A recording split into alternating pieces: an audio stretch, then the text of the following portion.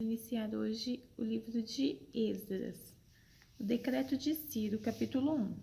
No primeiro ano do reinado de Ciro, rei da Pérsia, cumpriu-se o que o Senhor Deus tinha dito pelo profeta Jeremias. O Senhor tocou no coração de Ciro, e este ordenou que fosse comunicado em todo o reino, por escrito e também por meio de leitura em público, este decreto. Eu, Ciro, rei da Pérsia, declaro o seguinte: o Senhor, o Deus do céu, me fez governar no mundo inteiro e me encarregou de construir para ele um templo em Jerusalém, na região de Judá. Que Deus esteja com todos vocês, que são o seu povo. Vão a Jerusalém para construir de novo o templo do Senhor, o Deus de Israel, o Deus que é adorado em Jerusalém. Os vizinhos devem ajudar todos os israelitas que precisarem de ajuda a fim de voltarem para sua terra. Devem lhes dar prata e ouro, mantimentos e gado, e também ofertas para apresentarem no templo de Deus em Jerusalém. Os israelitas voltam para Jerusalém. Então, o chefe das famílias das tribos de Judá e de Benjamim, os sacerdotes e os levitas e todas as outras pessoas que haviam sido animadas por Deus, se aprontaram para ir a Jerusalém e construir de novo o templo do Senhor. Todos os seus vizinhos os ajudaram, dando-lhes vasilhas de prata e de ouro, mantimentos, gado, objetos de valor e também ofertas para apresentarem no templo. O rei Ciro entregou as tigelas e as taças que Nabucodonosor havia tirado do templo do Senhor em Jerusalém e levado para o templo dos seus deuses. Ciro devolveu os objetos a Mitredate, o tesoureiro, que fez uma lista das coisas, depois entregou tudo a Sesbazar, o governador de Judá. Esta é a lista: 30 tigelas de ouro, 1000 tigelas de prata, 29 outras tigelas, 30 taças de ouro, 410 taças de menor valor e mais 1000 outros objetos. O total dos objetos de ouro e de prata foi de 5.400. Sesbazar levou tudo isso de volta para Jerusalém quando voltou da Babilônia com os israelitas que tinham sido levados para lá como prisioneiros. Os que voltaram da Babilônia. Capítulo 2. Entre os israelitas que o rei Nabucodonosor da Babilônia tinha levado como prisioneiro, havia muitos que eram da província de Judá. Estes voltaram para Jerusalém e Judá, cada um para sua própria cidade.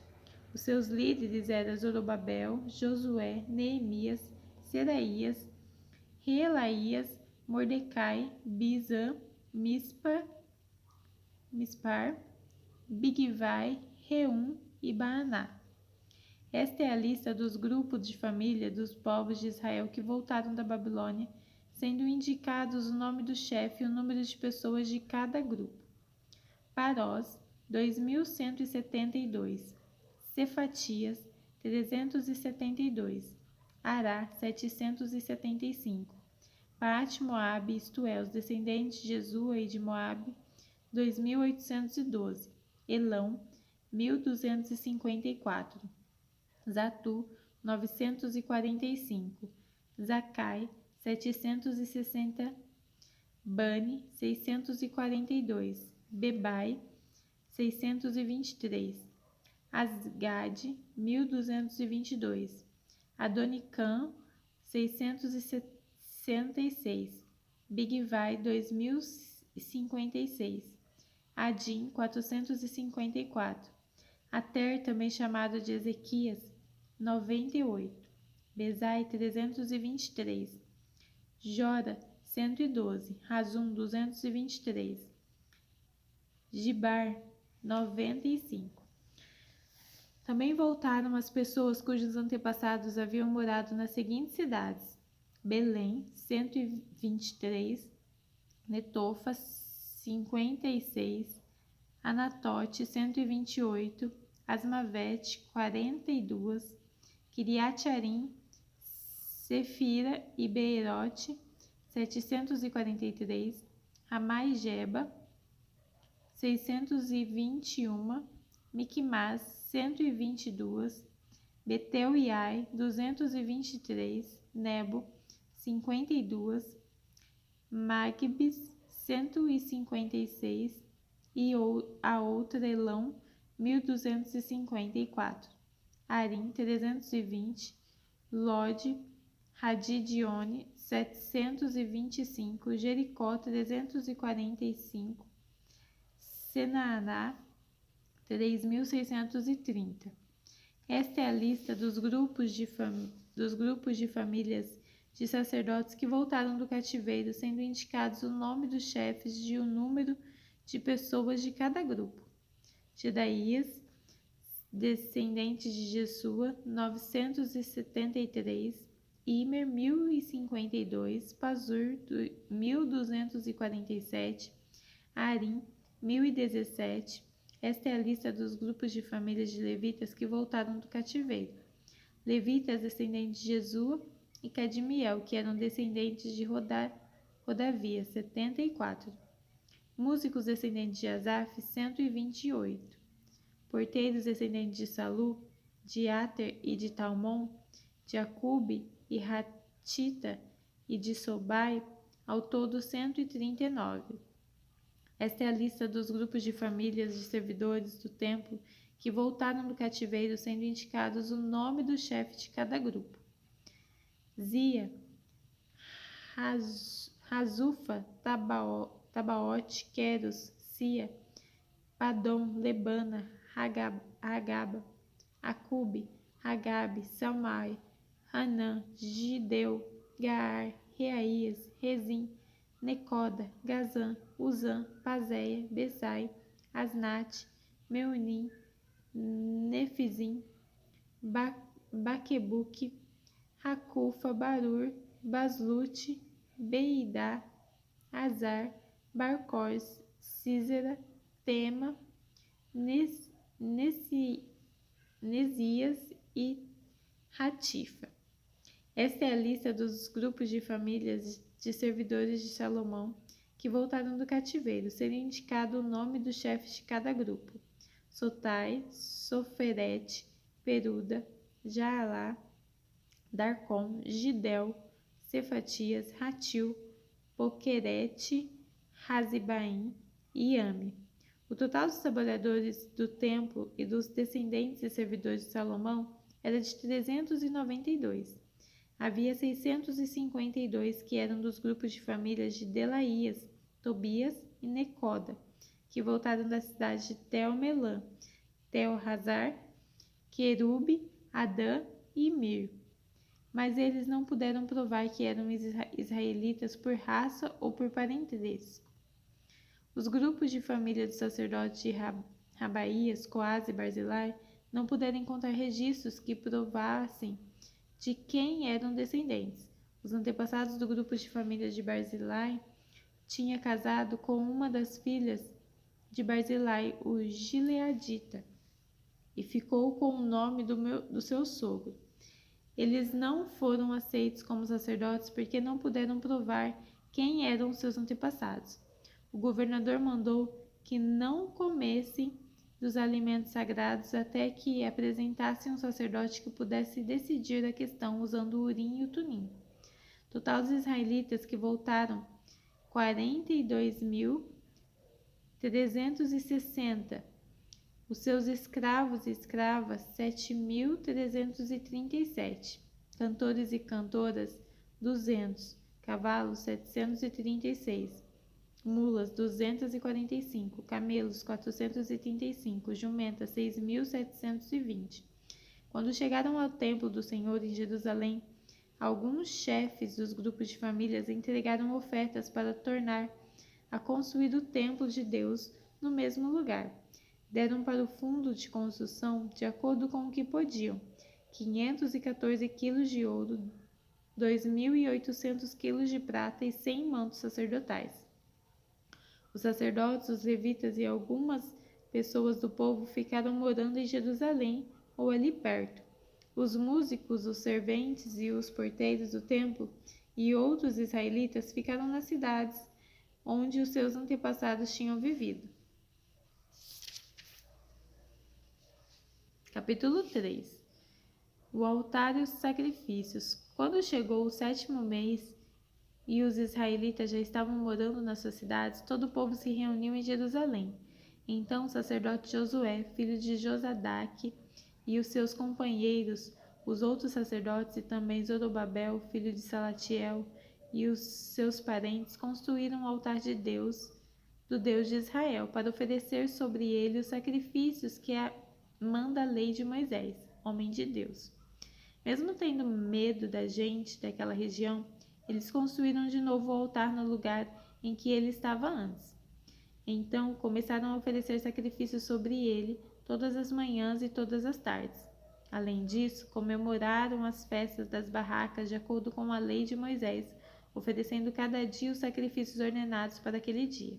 Trouxeram também os sacrifícios que deviam ser completamente queimados diariamente e os que deviam ser apresentados na festa da lua nova e nas outras festas sagradas.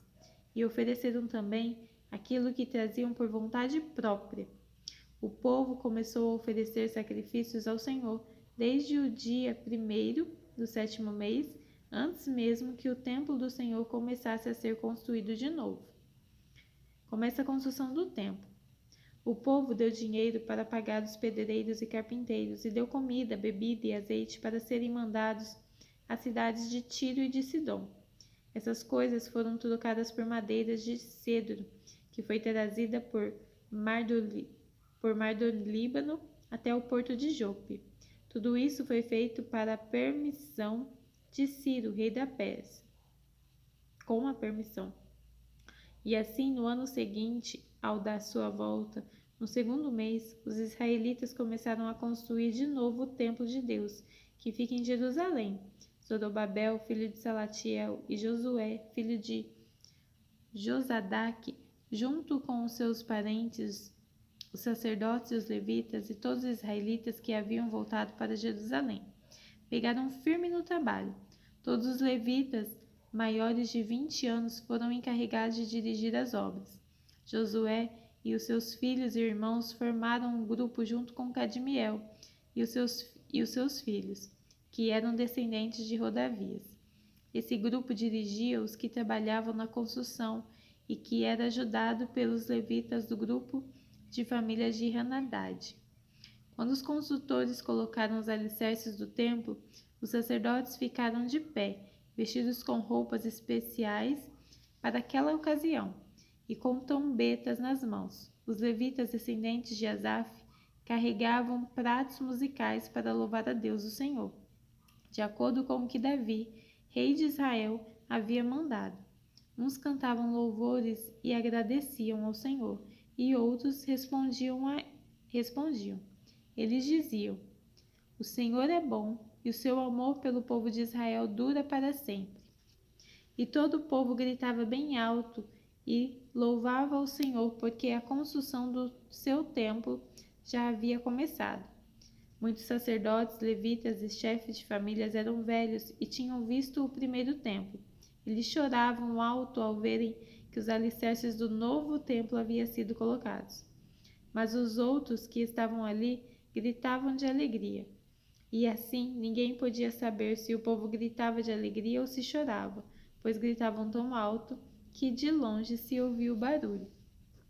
Os inimigos fazem parar a obra. Capítulo 4. Os inimigos das tribos de Judá e Benjamim souberam que haviam voltado da Babilônia e estavam construindo de novo o templo do Senhor, o Deus de Israel. Então foram falar com Zorobabel e com o chefe das famílias. Disseram o seguinte: Queremos construir o templo junto com vocês.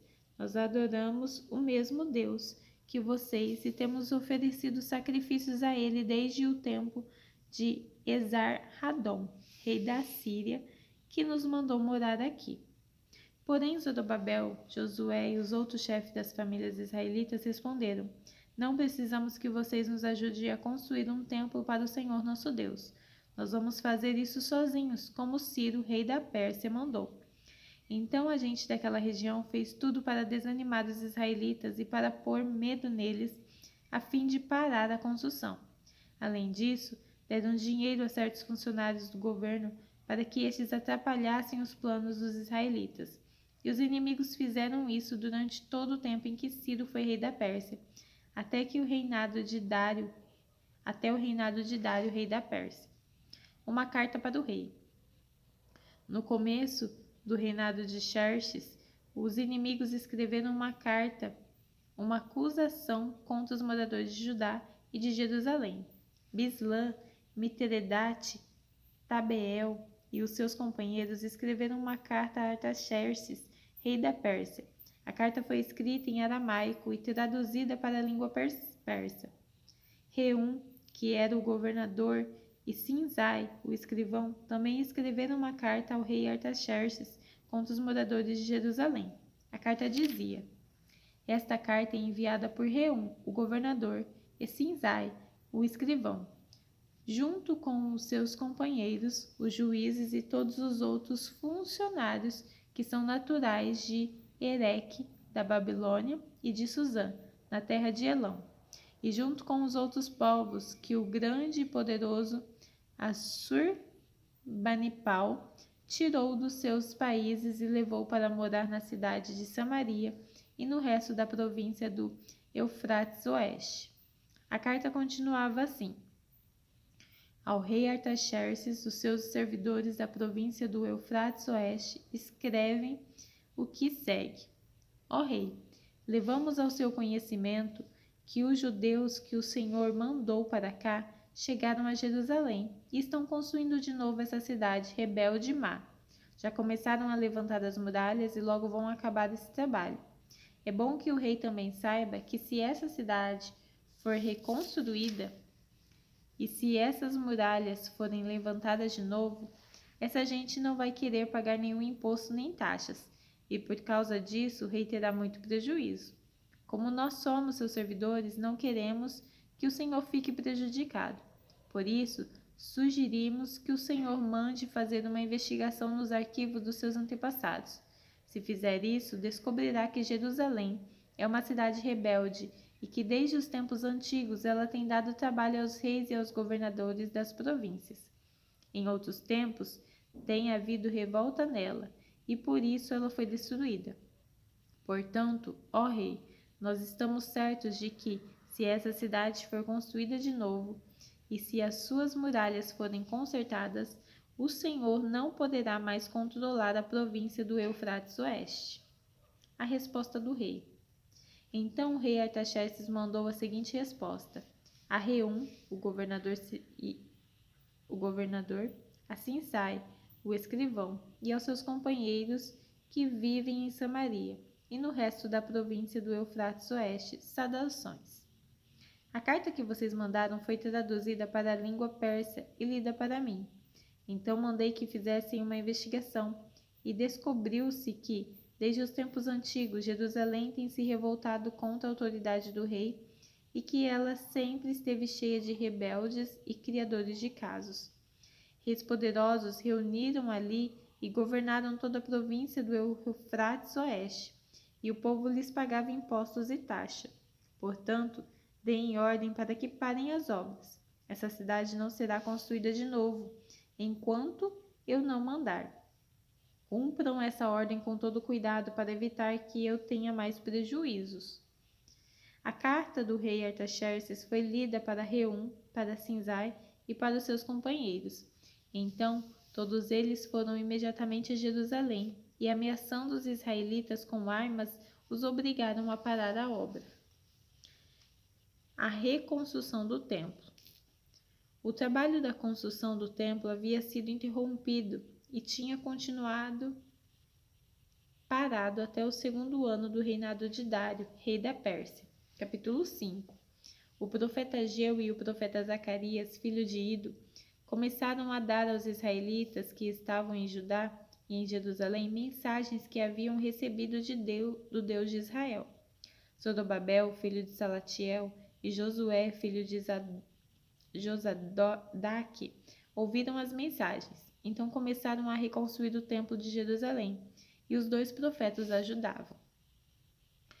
Quase ao mesmo tempo, Tatenai, o governador da província do Eufrates Oeste, e Setar-Bozenai e os seus companheiros foram a Jerusalém e perguntaram: Quem deu ordem para vocês reconstruírem este templo e consertarem essas muralhas? Eles também perguntaram os nomes dos homens que haviam ajudado a reconstruir o templo.